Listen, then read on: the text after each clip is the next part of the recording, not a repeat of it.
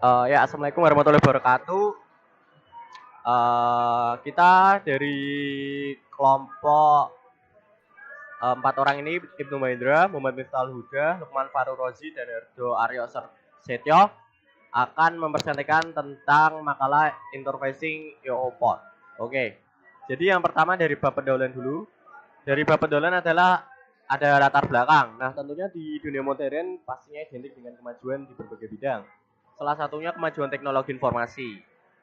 Nah, tentunya di dalam sejarahnya sendiri, port USB sudah ditemukan dari tahun 1981 yang pertama adalah port paralel.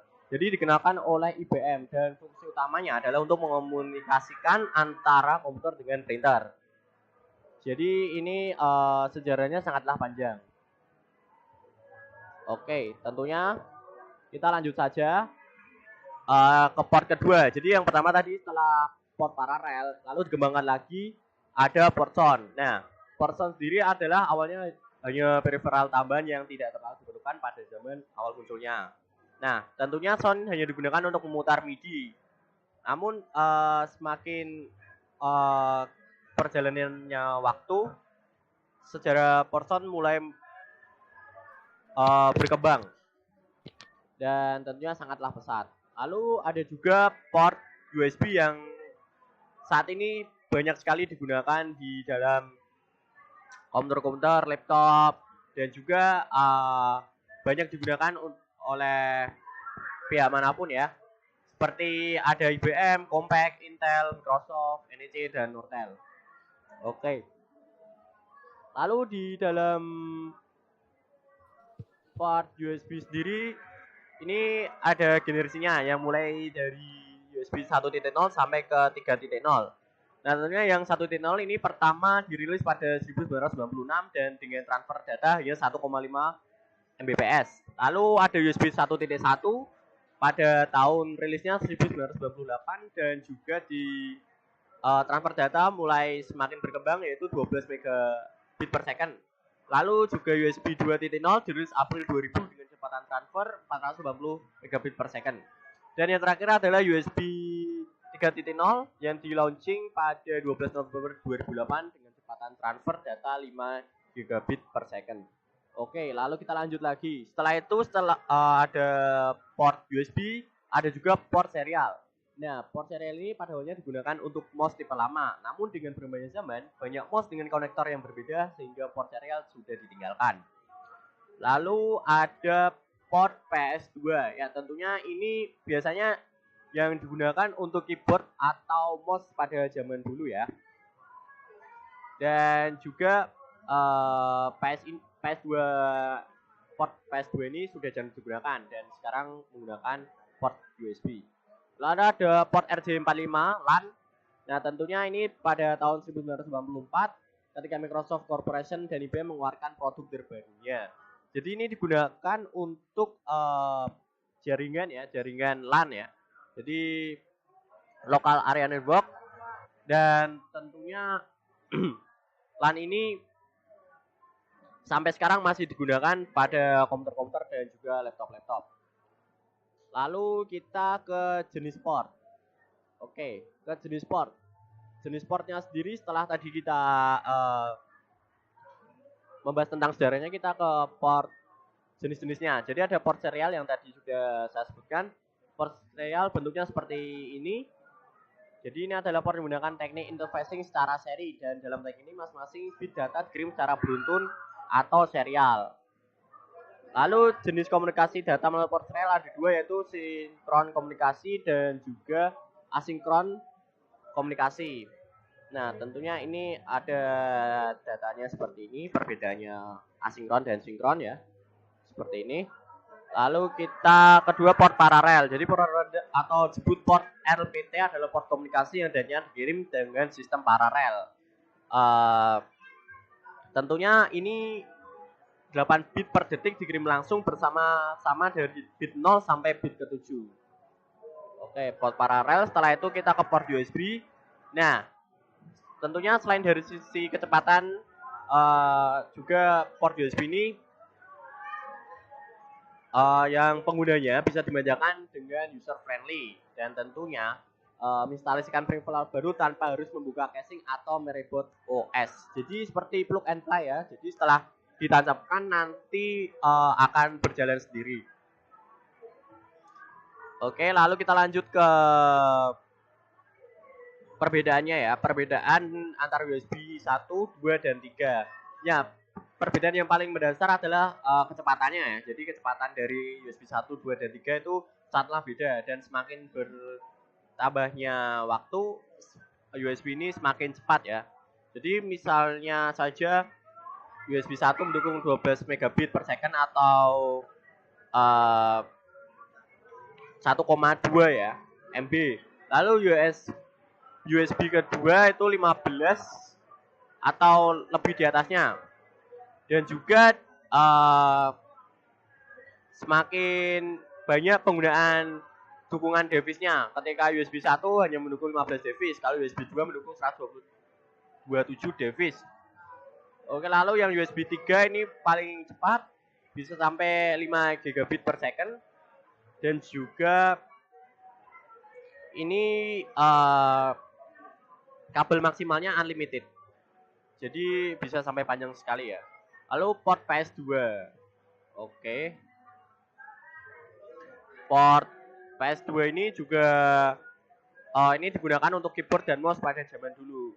Memiliki interface yang mirip dan menggunakan protokol komunikasi yang sama. Tapi kini yang PS2 sudah jarang digunakan karena sudah banyak keyboard dan USB yang keyboard atau mouse yang sudah menggunakan USB. Oke, setelah ini akan dilanjutkan presentasinya dengan Miftahul Huda.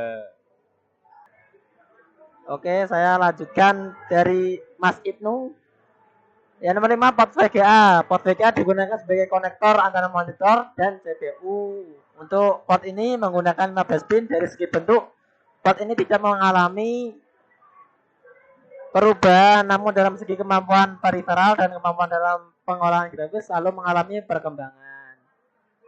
Lanjutannya nomor 6, port RJ45 LAN. Gambarnya seperti ini ya, kawan-kawan. Oke.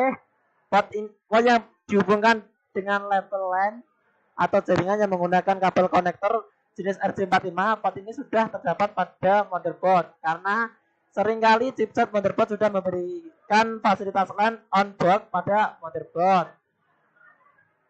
Terus nomor 7, port audio. Gambar port audio ya segini kayak di laptop itu. Port yang berhubungan langsung dengan peralatan audio, misalnya HP, radio, speaker, dan atau mikrofon. Motherboard sekarang sudah banyak yang digunakan chipset audio non-board. Nomor 8, power supply. Power supply adalah salah satu daya atau sumber daya. Power supply adalah tempat di mana kita menancapkan tancapan peralatan elektronik dan peralatan listrik untuk satu daya atau sumber dayanya. Nomor 9, port inframerah. Seperti ini gambarnya. Port inframerah digunakan untuk mendukung hubungan tanpa kabel. Misalnya untuk menghubungkan mouse yang menggunakan inframerah sebagai media transmisi, media data dari ponsel, dan sebagainya. Ya, seperti kayak itu di TV, pakai remote TV juga ada. Nomor 10, port IPP atau ICP, Encode Parallel Port atau Encode Capability Port, adalah metode standar untuk sinyal bidireksional paralel komunikasi antara komputer dan peripheral perangkat yang menawarkan potensi tingkat jauh lebih tinggi dari transfer dari data daripada metode asli sinyal paralel. IPP adalah non-printer peripheral, ICP adalah printer dan scanner.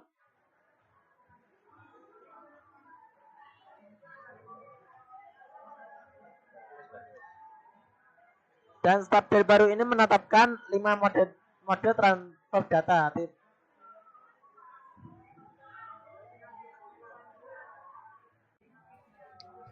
Woi, kuwi slide piro kuwi? Setelah ini akan diteruskan oleh Bang Lukman.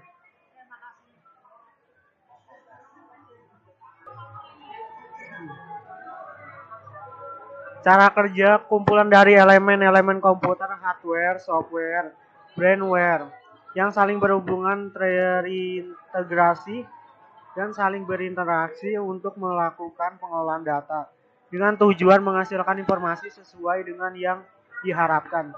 Cara-cara tiap komponen yang menyusun komputer saling berkaitan.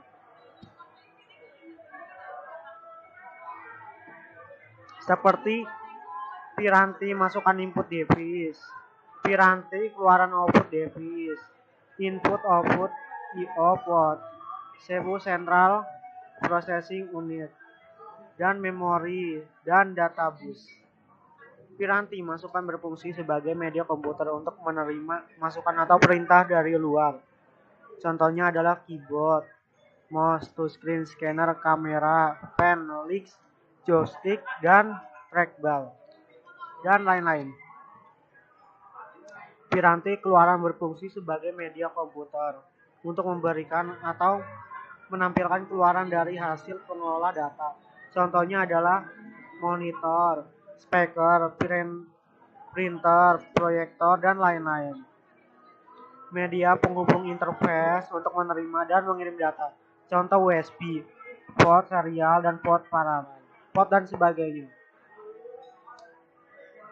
Proses transfer informasi antara CPU dengan sebuah pirehel, memilih I/O dan mengujinya, menginisialisasi transfer dan mengkoordinasikan pengaturan waktu operasi I/O, mentransfer informasi, dan menghentikan proses transfer. Klasifikasi piranti I/O terdiri dari 3 kelompok. Kelompok yang memasukkan informasi input, contoh keyboard, ADC, dan scanner. Kelompok yang menampilkan informasi output, contoh VDU, monitor, dan printer. Dan ketiga, kelompok yang melayani input dan output, contoh floppy disk.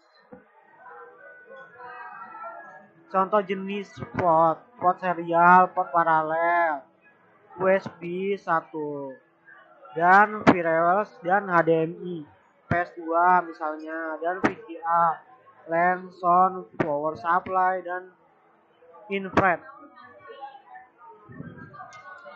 Masalah-masalah di lapangan dan penanganan, seperti keyboard tidak terdeteksi oleh PC. Kerusakan yang sering terjadi pada keyboard adalah titik tidak dikenalnya keyboard oleh komputer. Pada saat proses booting, tiba-tiba komputer macet dan muncul pesan kesalahan keyboard error dan keyboard present. Nah, seperti itu. Contohnya, bila ada kerusakan seperti itu, matikan kembali komputer dan cek apakah kabel keyboard telah tertancap dengan benar ke CPU. Jika perlu, lepas dan tancapkan kembali kabel keyboard tersebut untuk meyakinkan bahwa koneksi sudah tepat. Jika komputer masih muncul pesan kesalahan, kemungkinan pertama keyboard yang rusak mengalami gangguan. Coba dengan keyboard yang lain untuk memastikan bahwa keyboardnya yang rusak. Jika tidak, dengan mengganti keyboard, pesan kesalahan masih tetap muncul. Berarti bukan keyboard yang rusak, tetapi bisa saja port keyboard di motherboard yang mengalami kerusakan. Mouse, contohnya mouse tidak terdeteksi oleh PC. Masalah yang sering terjadi pada mouse dikenal oleh komputer pada proses booting komputer munculkan pesan bahwa Windows tidak mendeteksi adanya mouse yang terhubung dengan komputer. Nah, contohnya, jika ada masalah seperti itu, matikan komputer. Cek apakah kabel mouse terlalu terpasang dengan benar. Jika perlu, lepas dan pasangkan kembali mouse tersebut untuk meyakinkan koneksinya pada saat melepas. Memasang mouse komputer harus dalam keadaan mati agar tidak terjadi konsleting. Setelah itu, hidupkan kembali komputer apabila pesan kesalahan masih muncul. Coba cek driver mouse.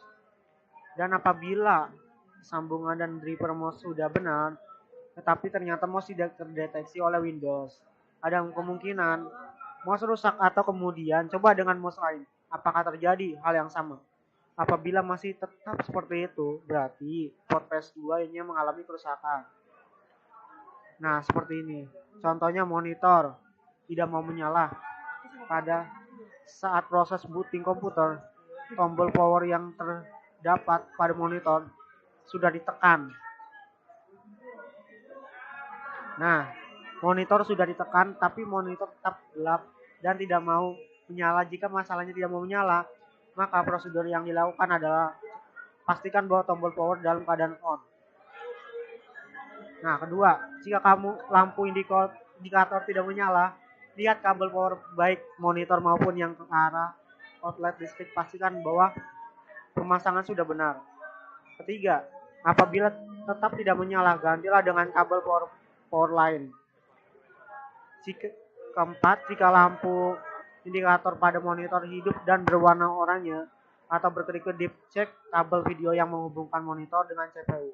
Apakah sudah terpasang dengan baik dan benar? Pastikan sudah terpasang dengan benar. Dan kelima, apabila dengan pengecekan di atas masalah ini tetap tidak teratasi, berarti ada problem pada port 3A atau pada sinyal video board. Adapter safety. Sudah selesai. Selanjutnya dilanjutkan oleh Mas Aryo.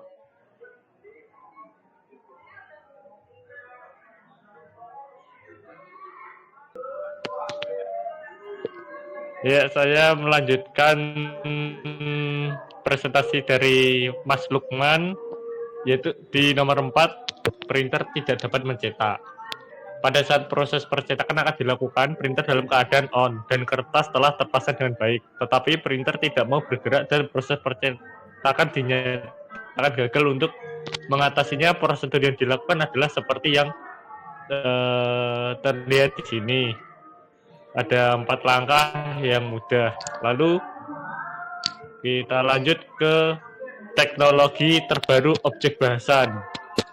Teknologi informasi yang semakin cepat mendorong kemajuan dan teman-teman yang membuat hidup manusia semakin mudah untuk menghubungkan perangkat printer, scanner, mouse, barcode, dan lain-lain. Pastilah kita membutuhkan interface untuk mengkoneksikan kedua perangkat tersebut. Misalnya, printer kita koneksikan ke port LPT, modem dengan communication, mouse dengan PS/2-nya. Lalu interface seperti di atas setelah habis sumbernya. Hal ini disebabkan karena kecepatan dan kebutuhan IRQ yang sangat terbatas. Saat ini ada interface baru yang kecepatan dan kemudahannya sangat menjanjikan, antara lain USB, Firewire, SCSI, dan HDMI. Kecepatan yang dimiliki tiap interface berbeda-beda, seperti yang layar ini. Lalu interface Firewire, pesaing USB yang datang belakangan dengan Firewire, sebuah standar yang juga dikenal sebagai IEEE 1394 atau 1394 saja. 1394 adalah nomor yang diberikan oleh Institute of Electrical and Electronic Engineer. Untuk spesifikasi ini di tahun 95, dirintis oleh Apple Computer. Sebenarnya juga adalah koneksi serial tetapi dengan kecepatan jauh lebih tinggi, dan oleh sebab itu Firewire juga dinamakan High Speed Aerial Bus, mendukung 100 megabit per second, 200 bahkan sampai 400, dan mempunyai kabel panjang sepanjang 4,5 meter, mendukung 63 device dan lain-lain. Lalu perkembangan generasi baru Firewire lahir dengan munculnya 800 yang Apple kenalkan tahun 2003. Firewire 800 ini memiliki kecepatan 2 kali lipat dari 1394 pendahulunya. Langsung next saja. Firewire telah digunakan sebagai salah satu standar koneksi antar muka antara alat audio visual digital dengan komputer. Lalu apa saja kelebihannya? Kelebihannya dapat dilihat di slide selanjutnya,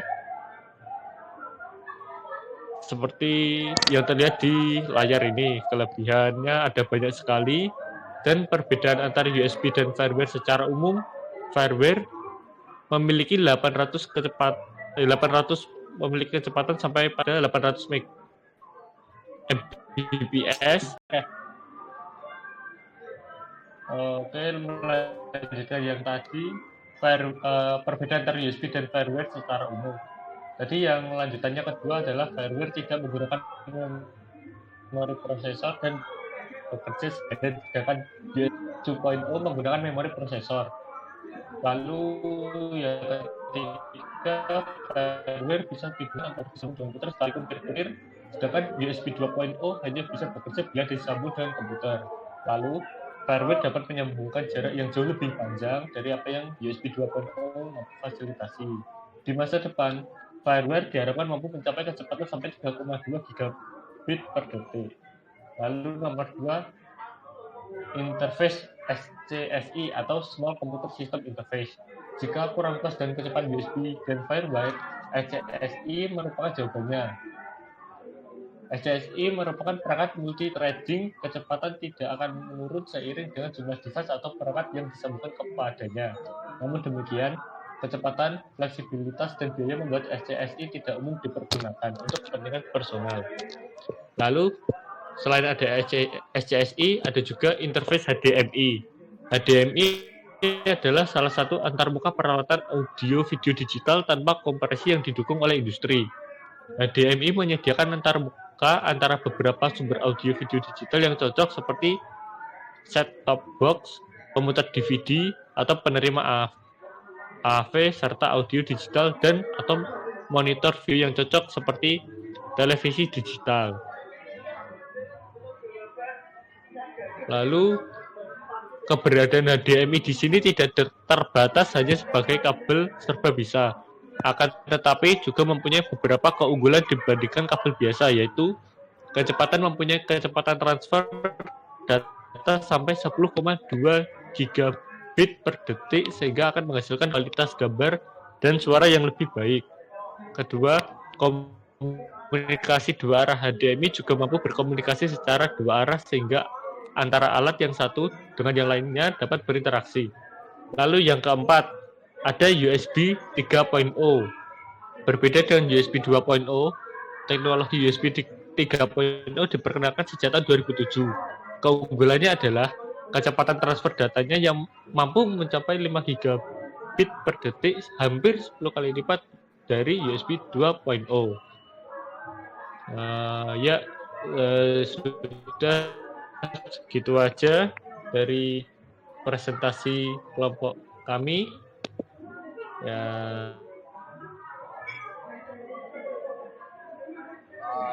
Bagian penutup, jadi kesimpulannya mengenai peranan dan sejarah port ini sangat pesat dan boleh dikatakan dinamis. Jadi karena masalah koneksi input dan output, port USB punya peranan yang paling dominan karena hampir semua koneksi untuk alat-alat eksternal menggunakan port USB tersebut. Dan dari saran kelompok kami adalah berdasarkan informasi yang didapatkan, kami dapat menarik kesimpulan dengan memberikan salah satu yang sering digunakan yaitu cukup menggunakan USB 3.0 dan juga ini seperti port HDMI, firmware dan SCSI juga sering digunakan juga, tergantung dari jenis pemakainya. Demikian dari kelompok kami dan daftar pusakanya banyak sekali ya. Demikian dari kelompok kami. Terima kasih. Wassalamualaikum warahmatullahi wabarakatuh.